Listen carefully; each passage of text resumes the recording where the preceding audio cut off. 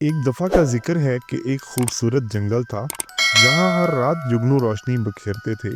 ये जुगनू कोई आम जुगनू नहीं थे बल्कि जादुई थे। जो भी उनकी रोशनी के नीचे सो जाता उसके ख्वाब सच होने लगते।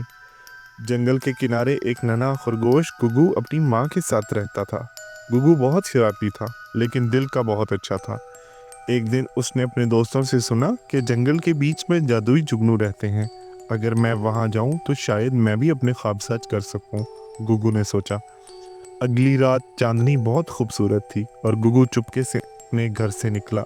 वो छलांगे मारता, गिरता, संभलता जंगल की गहराई में पहुंच गया। आखिरकार उसे वो जगह मिल गई जहां जुगनू जगमगा रहे थे।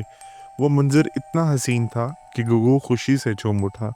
अचानक एक नन्हा जुगनू पीकू गुगू के करीब आया और कहा, तुम यहाँ क्या कर रहे हो नन्हे खरगोश?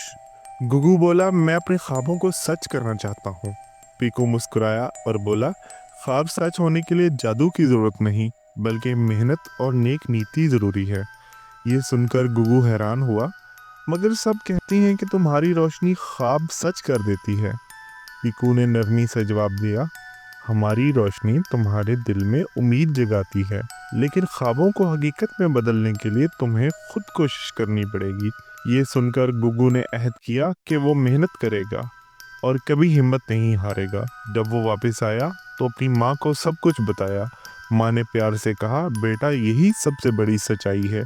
अगर तुम दिल से मेहनत करोगे तो एक दिन तुम्हारी हर ख्वाहिश पूरी होगी।